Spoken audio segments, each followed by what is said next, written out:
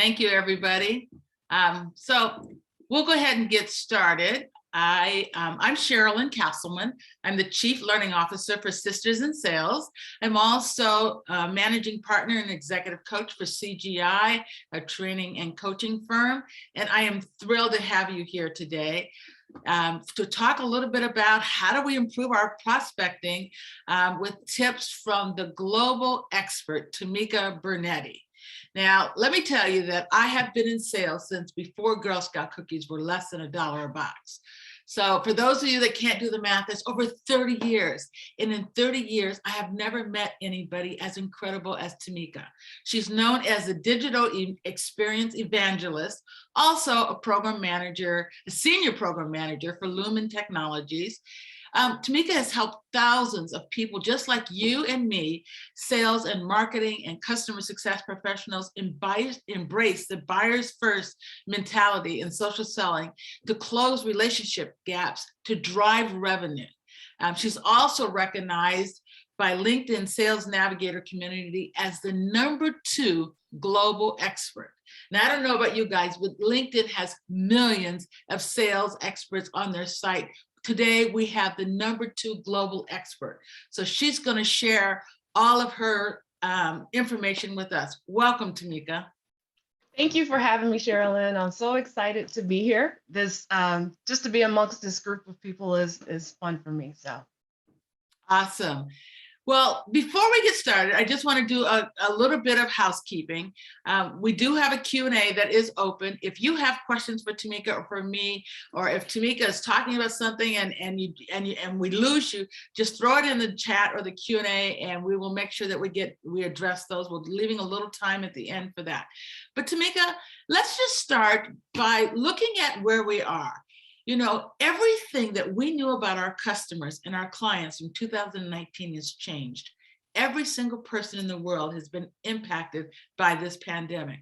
So when we think about sales as sales professionals, we have to change. So when you think about us changing and you think about this buyers first philosophy, tell me kind of what your thoughts are around making your buyers first. So you're absolutely right. You know, moving from 2019 to 2020, where we are no longer able to be in the physical presence of our customers is a huge change. And this buyer first methodology, although it sounds simple, it can be hard considering we're all stretched thin, right? And depending on your situation, working from home, teaching from home, everything from home, it's even tougher, right? So we got to focus on building those relationships, maintaining them, but also sustaining them, and that's a lot of hard work. And so buyer first is it's a modern approach that aligns to this digital world we're in, and it's got 5 principles, and they are: learn, then define; share readily; solve, don't sell; deliver value; and earn trust. And what's great about this digital world, if you will, just with LinkedIn alone, there's 774 million plus members on this platform in over 200 countries, territories, and regions. Wow. So your reach is huge. Okay, awesome. Somebody asked you, could you repeat that again? So we do have resources at the end. We're going to show you how you can get some of these resources. I'm going to move on, and we will include the buyers first link in the resources that you'll be able to get, and so you'll find that as a download at the end. So one of the places I wanted to start is we're all on LinkedIn, and we know that this is a great platform to use. Why don't you, I know that you have some quick tips that you promised us. So why don't we just start by giving people something that they can do? And what I want to say to people is, one of my mentors years ago said to me, Sherilyn, if you criticize people, you raise their defensiveness. But if you challenge people, you raise their game. So I'm going to let everybody here know that Tamika and I will be challenging you. So here is, so Tamika's going to share with you what you can do if you have 15 minutes or less to improve your LinkedIn profile, to improve your presence, to help begin building those buyers first relationships. So Tamika, what can I do to improve my profile? So if you got 15 minutes, you just need to do a few things. First and foremost, take a look at your banner image, right? Is it stale? Does it represent you? Does it represent what you do, your industry? Think about changing that so that it reflects who you are and what you're doing for others. This is your personal billboard. Think of it that way. If you go look on my profile right now, you'll see I'm advertising this event, this call right now. So if you're hosting events for your customers, why not post it in your billboard? You can change it whenever you want. It doesn't have to be the same all the time. Number two is your headline. So right now, your headline defaults as your current job title and employer, but we are much more than a job title, right? So, and I'm going to keep it real because, talking amongst the sales, marketing, customer success type of family here, no one is proactively looking for someone to sell to them on LinkedIn. I'm just saying, right? So if someone sees that, oh, this person's the account director, okay, moving on. Is this person an SDR? Oh, moving on, right? Because they don't want you to reach out to them that way. So why not change your headline and use it to describe the value that you bring? And I always say, if you can answer 3 questions, who do you help? How do you help them? And what results do you yield? Why wouldn't I want to keep reading your profile, right? So you're just going to tell people who you help, how you help them, and what results do you bring at the end of the day, right? And then your about section. Think about this as your digital introduction to a person. I work for a global technology telecommunications company. I don't introduce myself as someone who's here to talk, who's like, hi, I'm Tamika Brunetti, and we have 450,000 miles of fiber up. No, I don't go into that. So how would you typically introduce yourself? That's the way you should introduce yourself in your about section. And then add some of that customer centricity to it, Okay. Then you want to bring your brand to life. And there's a section that you can add. It's not defaulted to your profile. It's the featured section. Now that when you add that, think of it as your digital portfolio. Showcase your Okay. best work. If you've got products, services that you want to highlight, show them there. Best practice is adding 3 pieces. It could be a white paper, video, whatever. And then we'll talk about it later, but one of the other future challenges is something that you could put there too. And lastly, is to update your skills.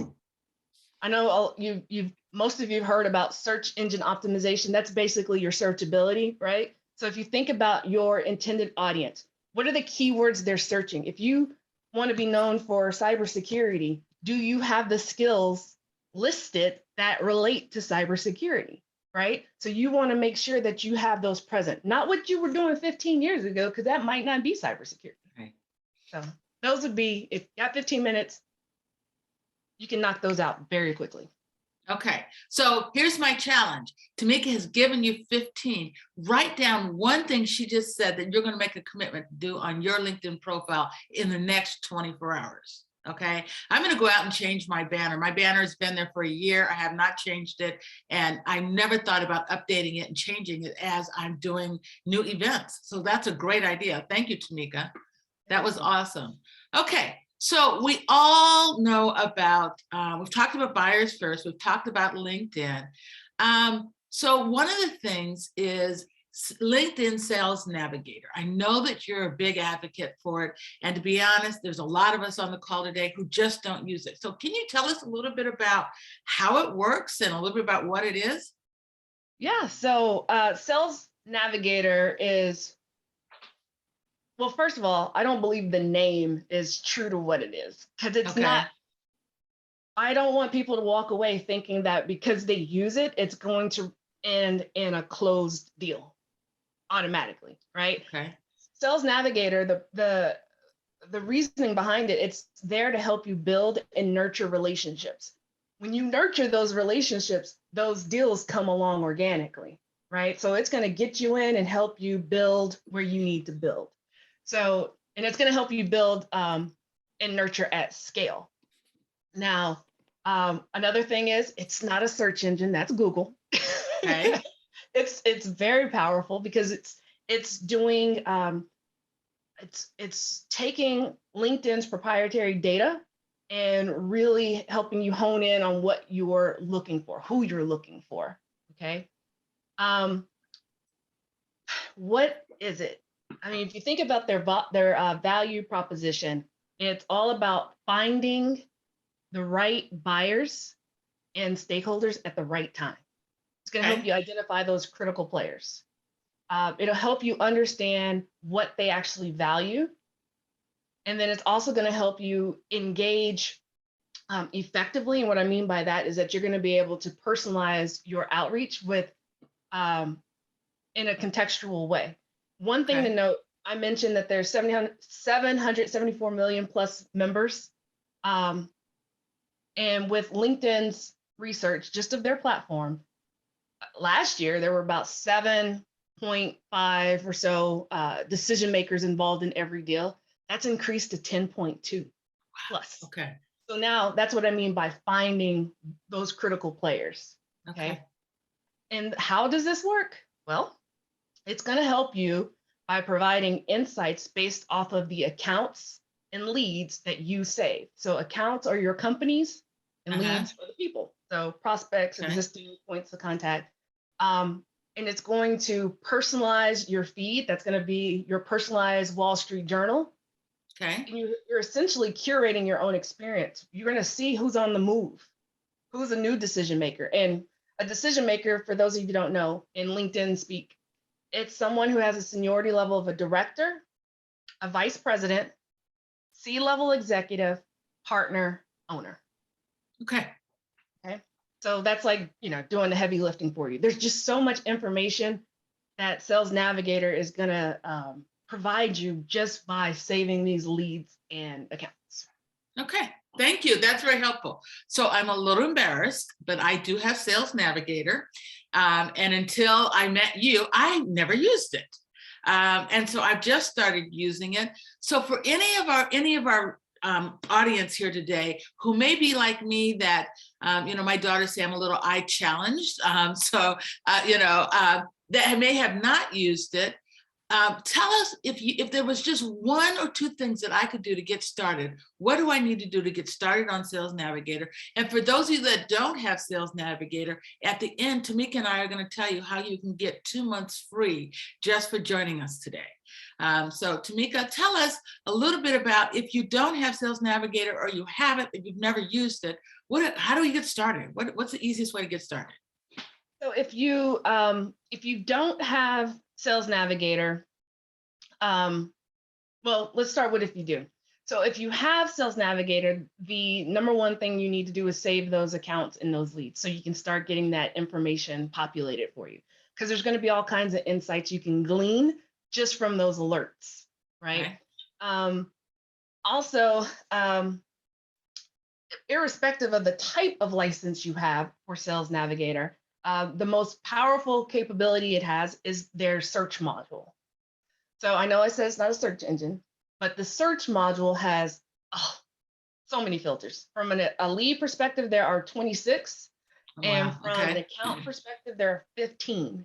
But within that, there's also spotlights. And these are, consider these icebreakers or your next best action. And then there's the keyword field. When you use the keyword field and then you use those Boolean operators or keyword modifiers like capital and, capital or, capital not, that's where you get very precise because it's going to scrub profiles. So imagine your search results for a company yields 5 VPs of IT. Right. And you don't have the time to go through all 5 of those profiles. But you put in the keyword, your search string, and it'll narrow it down to one person maybe.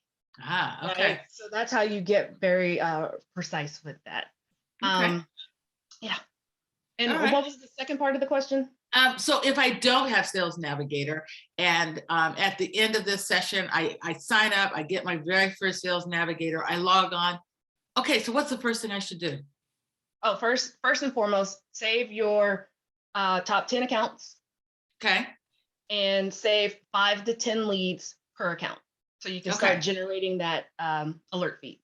Okay, so that's my next challenge is I challenge everybody on here.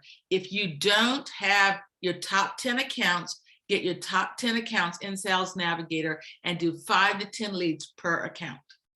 Okay, let me just see a thumbs up in the chat if you accept Tamika and my challenge. All right, awesome. I see Kim has accepted our challenge. All right. All right. We got another one. Looks like Lauren has. Awesome. Nice. Okay, great. So I know you're an advocate and you've talked to us about how to use it. Can you tell us one of your favorite things about Sales Navigator? And then also, what should I do if I've been using Sales Navigator and I'm a pretty good user? Do you have any tips for people to raise their game in Sales Navigator? So talk about your favorite thing and what can I do if I'm already using it to maybe leverage it and do a better job? Okay.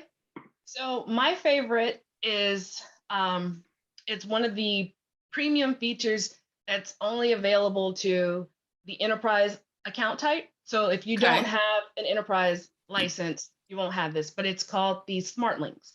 And Smartlinks, what's great about it is it allows you to package up a whole bunch of content and all kinds of assets, whether they're white papers, infographics, PDFs, Excel, videos, links to websites. Package it all up into one link, up to 15 different assets, and I believe the maximum capacity is 200 megabytes. But you can send it across in one link.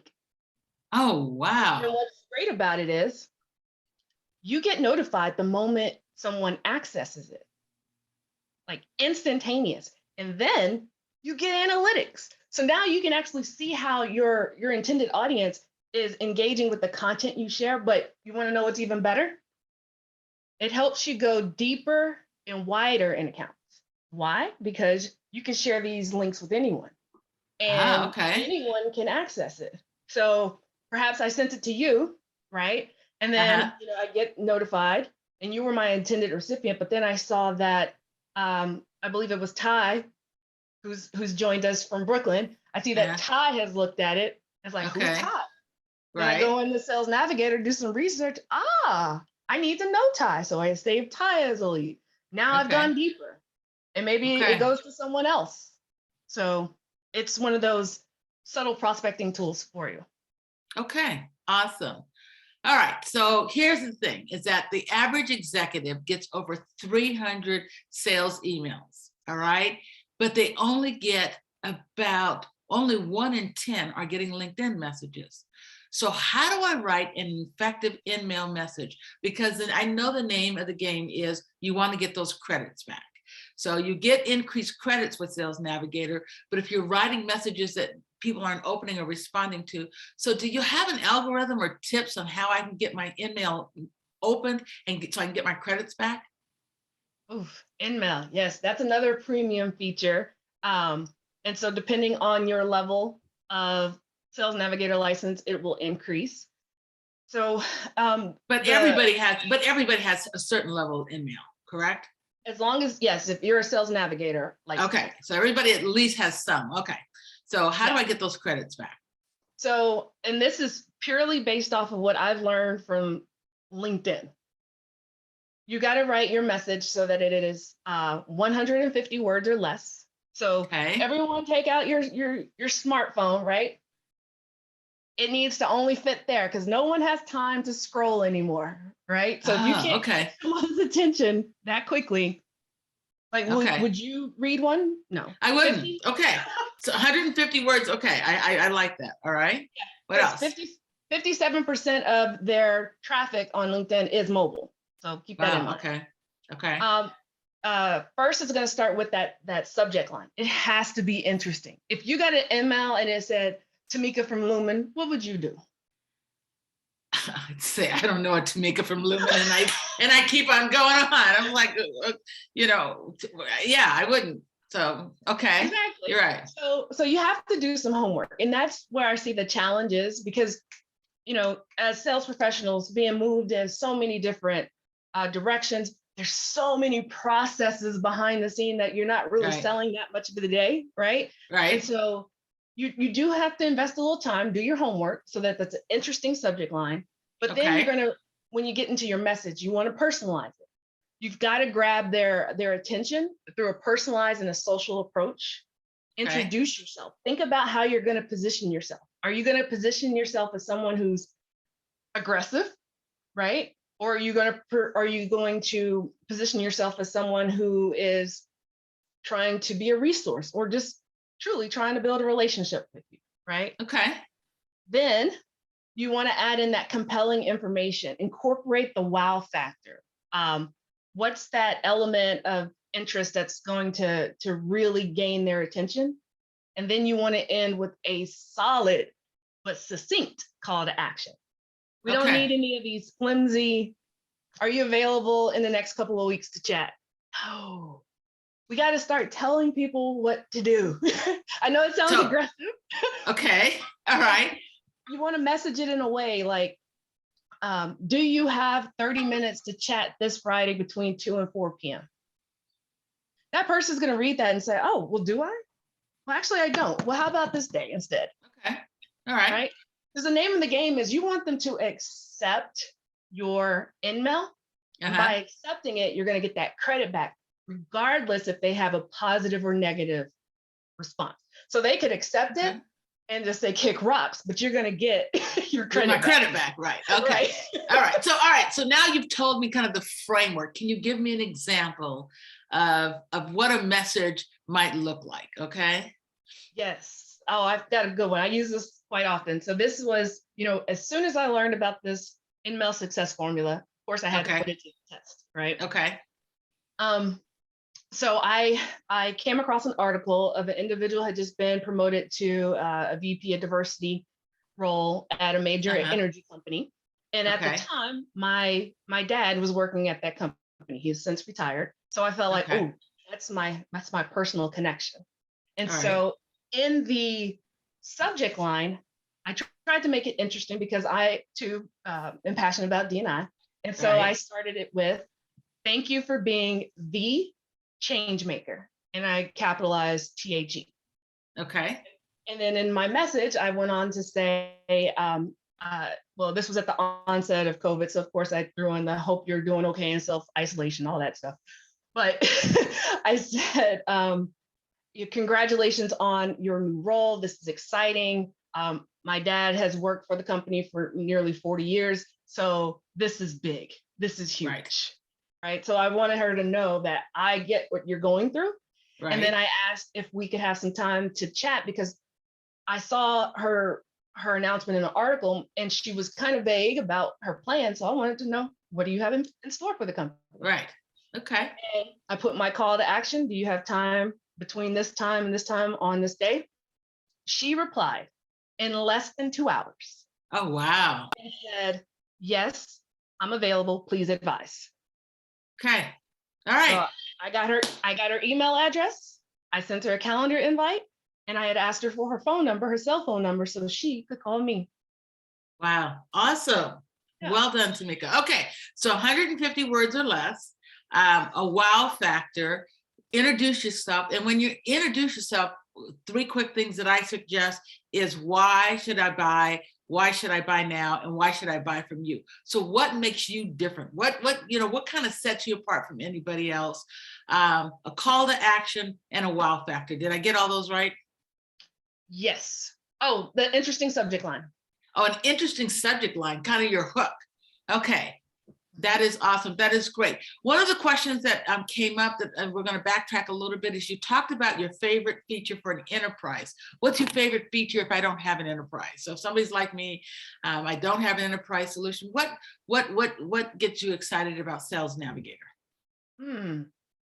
I would say my favorite feature would be those filters because it's going to help you just find the right people at the right time. You're going to be able to eliminate those who you don't believe to be active because there's one of the filter options is those spotlights. And I said, those are like your icebreakers and they're broken into 6 categories. They are those who have started a new job in the past 90 days.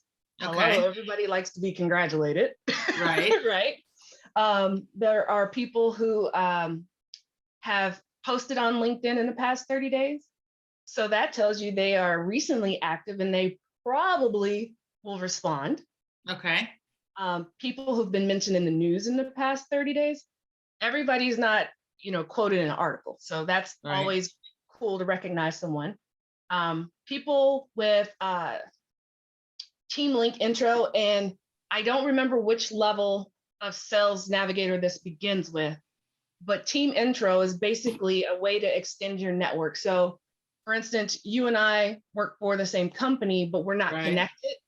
I can Okay. see that you're connected to a lead, and I can ask you for a warm introduction. Okay. Right. There's people who you share experiences with, and so Okay. that's where it comes down to your profile. Right. And the reason why I say that is because it's going to pull up people you're alumni with. And when I say alumni, I don't mean people that or schools that you've graduated from. I personally look at it as schools you've attended, those schools of higher education. Okay. So if you look at my LinkedIn profile, it'll show at the top in my intro card that I'm affiliated with Cornell.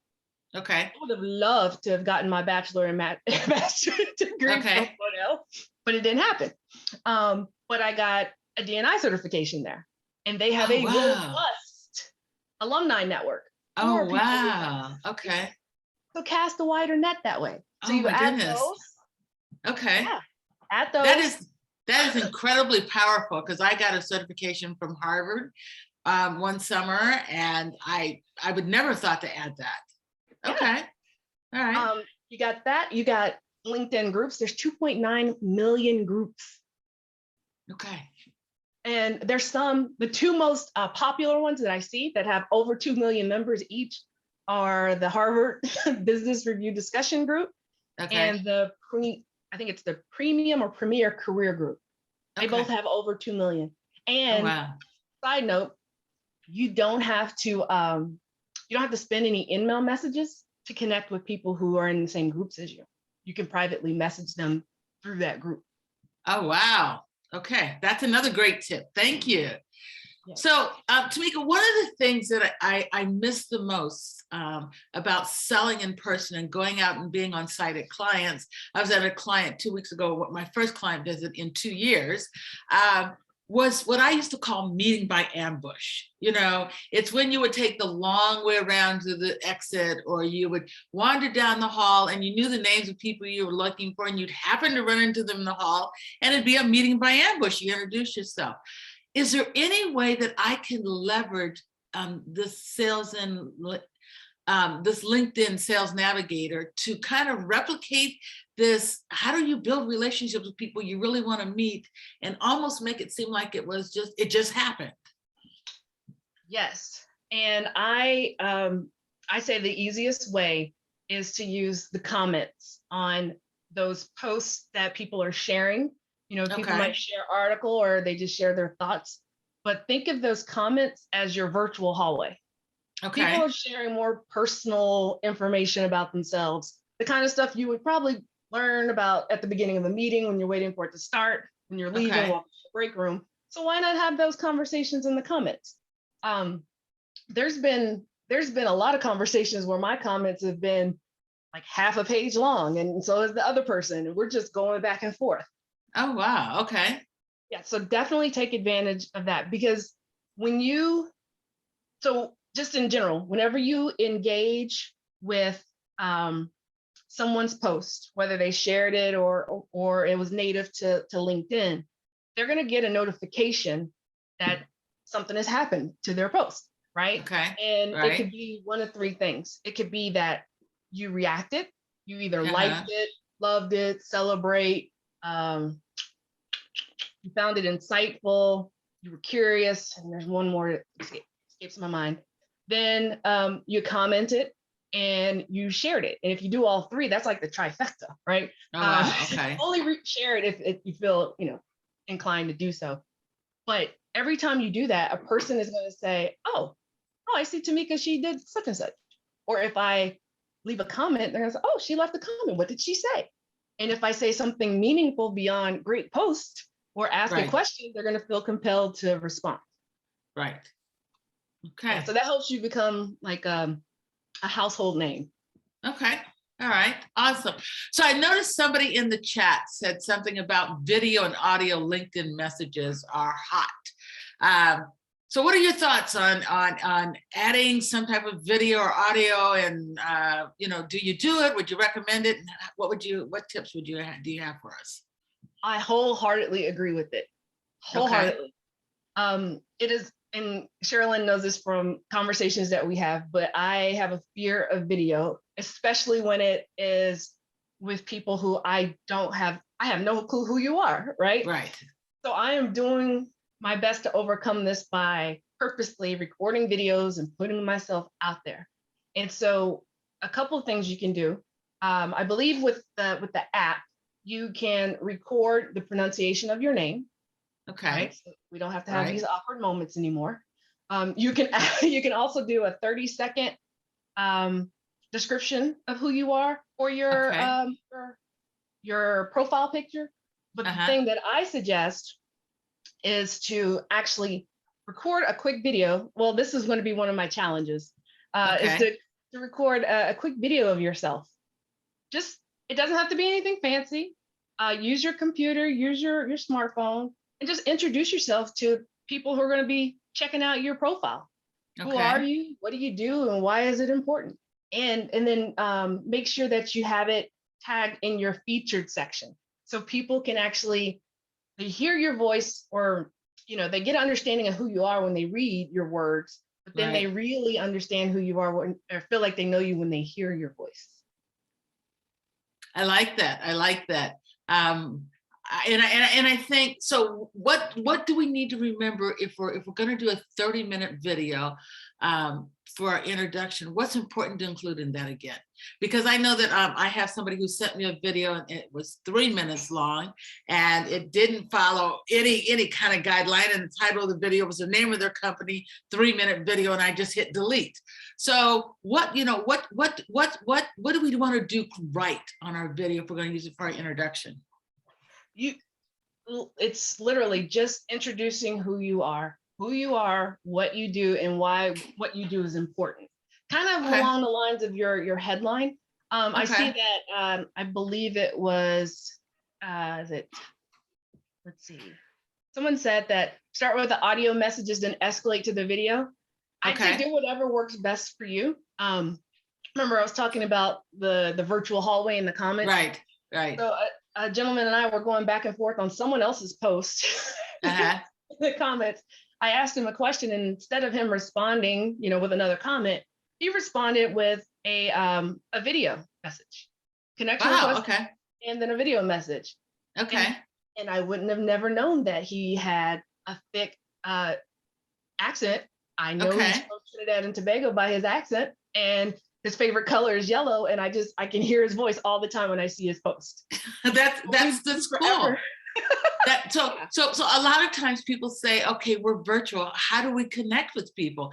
This is a great idea, and I love the challenge, Tamika. So now I'm just going to throw it out to everybody there. How many accept Tamika's challenge that you will either record a video or an audio 30 seconds to introduce yourself to anybody who checks out your profile? And like she said, what a better way for somebody to get to know you than to look at your short video and say, hi, this is who I am, this is what I do, this is why I do it, this is what I'm passionate about. Short, simple. It doesn't have to be 30 seconds. It could be 15 seconds, just really short. We got one done. We got me. We got 2 people out there who are saying they're going to do this. I'm going to go do it, Tamika. It's something that, like you, I don't love videos, and I do a lot of them, but I'm going to record my own greeting. Cindy's on it. So we got a couple people. Okay, there we go. That's people are saying that's a great tip. I love that idea. I'm going to start sharing it with everybody. Go ahead. One of the things I recorded a video, because I had a video up there, but it's kind of further down in my featured section. So I recorded one this morning, and my background, I've got, the books in colorful order. Right. That's always an icebreaker conversation. And so now people know that I have a little bit of OCD, right? So they feel like they know me. No, but that's perfect. But that, that's one of the, something else I always tell people, we have to blur the lines a little bit. For years we were in sales, we didn't talk about, nobody knew about us. But now that we're virtual, one way that we are able to connect with people is to let them know a little bit about us. And, like I said, I looked at your books and I was like, oh, wow, she is very organized. And so I love that. So awesome. So we got quite a few people, Tamika, who have accepted your challenge, that they're going to do that. So you posted one, you have a new video out. So can they go and check yours out as an example? They sure can. Okay, so if you're not quite ready to record your video, check out Tamika's, and then you'll see how easy it is, and how even somebody like Tamika, who's, like I said, we don't all love doing videos, but that's awesome. That is awesome. Okay, it takes so a lot to get ready for this. So one of the things that we all of us in sales want to do is we want to drive revenue. We want to drive exponential revenue. Hitting our quotas are just top of it. How do we ascertain buyers' interest? How do we leverage this to drive more revenue? So you talked about connecting our accounts, building relationships with clients, but how do we actually take it to the next level? All right. So if you have an enterprise license, then you have a premium feature that's called Smartlinks. Okay. And that's the one that I talked about that will provide you with analytics. You're going to see the moment someone actually views your content, how they engage with it, if they download it. Right. And there's so many different use cases for that. It can help you with meeting preparation, meaning say you have a meeting next Friday, and you put in the agenda and you put in a couple other pieces of information for that person to review. And then the day before you realize, oh, I haven't got a notification. You go in and double check. Then you can just send a slight reminder, say, hey, I'm so excited about our meeting tomorrow. I want to make sure you click the link below so you can see what's on the agenda if we need to make changes and the additional information. That's going to be a slight nudge, and they're going to be, oh, let me look at that real quick. Right. And then they might share it with someone. Then you might feel like, oh, shoot, I need to bring some reinforcements on this call. Right. Maybe I need to bring an engineer. Maybe my boss should join this call. So there's so much you can ascertain from that. But if you don't have the enterprise license, just think about those custom lists that you can create. So if you're already sharing content, sharing articles, posting native content or videos, you're going to get people who are engaging with it. You're going to get people who are reacting, they're commenting. And if you click on the little icons for reacting, you can see who chose what. Okay. Save those people and custom list in Sales Navigator. Oh, wow. Okay. Okay. Yeah, because if you start seeing over and over again, the same people show up at certain accounts. Okay, these are my peeps. These are who I need to start trying to build a relationship with. Okay. I like that. Because you're right. There's certain things that I post that, if I post out about sisters in sales and women of color in sales, there's people who do that. I talk about attracting and hiring, retaining people. There's people who appreciate that. Other times you talk about sales tips and techniques, and then you get people who will connect with that. So I love that, because you said lists, and I'm like, what is she talking about lists? So it makes sense. So they're interest lists, and you build off of that. I love that. So think about it. Maybe you've been posting about, retention lately. Right. An article yesterday about retention. You can create a custom lead list with, say, the article name and the date. And then every person that engaged with it, you save them there. So you can start seeing information. And then when you're in that list view, you can actually make notes on these people. Okay. I like that. And so then when I'm ready to market my retention program, I can then go to the people who commented on that, because I know that that's a burning point for them, and I am now driving a revenue. That's brilliant. Thank you. That is awesome. I love that. So one of the other things that a lot of us do is we work in cross-functional teams. So you may have a solution engineer and a customer success manager or an account executive all working on a large enterprise account. Can you talk to me a little bit about how we might be able to collaborate, or how this tool works when there's multiple people touching the same account? Yes. So collaboration is one of the benefits of an enterprise license for sure, um, Okay, and probably teams as well. But okay, as long as a person has a active sales navigator license all on the same contract, you can share lists with them. You can share your saved searches, or if you want to automate your research and you've right, got really good search criteria that you believe the rest of your team should be utilizing, you can share that with them. Y'all can put notes in on profiles or account levels, and then you can okay, also see in those lists, you can also see your outreach activity. So I can see that, oh, nobody has reached out to person X in 3 months. What's going on? Right? So you can get some sort of outreach to that person. So okay, definitely a great way to collaborate with all aspects of that client support team. okay. All right. Um, so I know that we have touched on what to do to improve your LinkedIn profile, what Sales Navigator is, why you're so passionate about it, and why you're such a global expert about it. You've given us incredible tips on how to build leads, how to connect. Um, as we're kind of wrapping up here, um, I love what Tim says, be authentic and share. Engagement comes from sharing personal stories. So how do you go about doing that? How do you go about sharing personal stories, um, and being more authentic? Well, first, I would encourage you to use a level of discretion, right? You, Okay. you may not want to put names and all that stuff out there. But I know, from personal experience, I've put out there recently some posts about some of the things I've experienced in my career, but there's also a lesson learned from that. So I Okay. might, I'll shorten the story, make it Right. succinct, and just give you high levels. But at the end of the day, I'll say the moral of the story is blah blah blah blah blah. And Right. I wouldn't have learned that if I hadn't experienced this. Okay. Um, so definitely showing a more vulnerable side of yourself is going to allow more people to connect with you.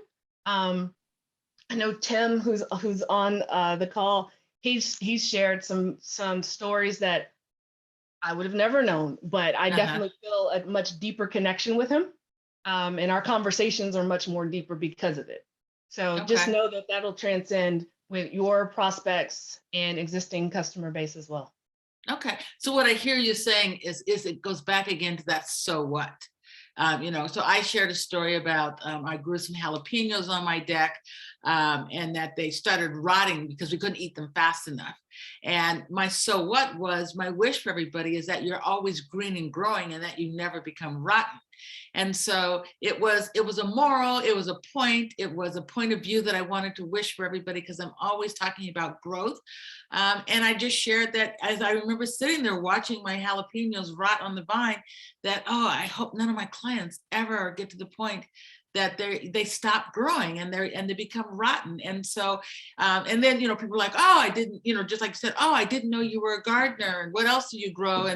And so it was a way to be a little more vulnerable and a little more personable. But my message was be green and growing and keep learning. So That's along those lines, what'd you say? I said that's awesome. I see you were having those virtual hallway conversations. I was, and that's one way to do it. And I know that I do post a lot of. I post daily, but about once a week I do write something personal, and I do find that those are the most engaged, and most read and commented on stories. So I think it's important. I tell people to be friendly but not familiar, and like you said, let's be intentional about this. Um, and so before I let Tamika give us some closing comments and give you guys a final challenge that she has for you, is there any other questions or comments you have for Tamika before we begin wrapping this up? If not, Tamika, do you have closing comments and a final challenge for our audience here? So, um, just like anything else, you get out of it what you put into it. I know a lot of people may have the license, but they haven't used it. The only way to really reap the benefits is to actually carve out 5-10 minutes a day, play with it. You can't break it, right? Okay. Build that muscle and just get used to it. And then also download the app. There is a separate app for Oh, Sales really? Navigator. Okay. And you know, the few coworkers that I have on the call, they've heard this before. I use this example all the time. Imagine you go into the doctor, right? Okay. You check in and you're sitting in the lobby, you wait about a good 30 minutes, right? Then they take you back to do your vitals, and then they take you to the patient room, and then you're there for another 30 minutes to be seen for 3 minutes. That's a Right. whole hour you could have been prospecting or building Oh, wow. relationships. Right. While you're sitting at the doctor instead Okay. of watching a Netflix video. So yeah, I love it. I call it window time. And I said, as salespeople, we should always have a list of things that we can do during window time. And that is exactly what you did. Is I can be prospecting on Sales Navigator during window time. You know, some of us are starting to travel. I was on a plane like yesterday, and we sat on the tarmac again for 2 hours. I forgot that this is what business travel is, and I didn't have my window time list. So that's a great thing that you can be doing while sitting on the tarmac. I love that. And then in terms of a challenge, start getting used to using your in-mail muscle. Regardless of however many in-mail credits you have available to you, I challenge you to send 20% of your in-mail credits over the course of the next week. Wow. Okay, say that again. Okay. Send 20% of your in-mail credits. So if you only got 5, you're sending 1. Okay. If you've got 50, you're sending more than 1. You're sending 10. Okay. All right. But the reason why I say this is because everybody receives email. Not everyone receives in-mail. Right. Okay. Think about the last time you got an in-mail message, not a message from someone you're already connected to, but a net new in-mail message. A net new in-mail. You don't get very many. And like the statistic said, you know, executives get 300, but only 1 in 10 ever get an in-mail. So it's a new thing. I think it's an incredible thing. So I'm going to put up now a QR code. Thank you, Tamika. Thank you for the challenge. If you want to get a little cheat sheet from Tamika, if you will go to this, point your camera now at the screen. Hopefully you guys can all see this. And you will see there's a QR code. Point your camera at the QR code, and that will take you to a site where you can connect with me. You can download Tamika's cheat sheet there for some of the tips that she had today. And if you have any comments or anything else, you're welcome to leave them there. Again, we really appreciate you joining us. I learned so much every single time I talk to Tamika. She just blows me away with her knowledge. I'm so proud of what you've accomplished, and you just rocked it today. It was awesome. Thank you to everybody else for joining us, and we're going to give you back a few more minutes and go out and create your video. Send 20% of your LinkedIn in-mail messages and update your profile with the 5 tips that she gave us. Thank you again, Tamika. Have a great rest of your week. You're welcome. Y'all have a good one. Thank you. Bye, everybody.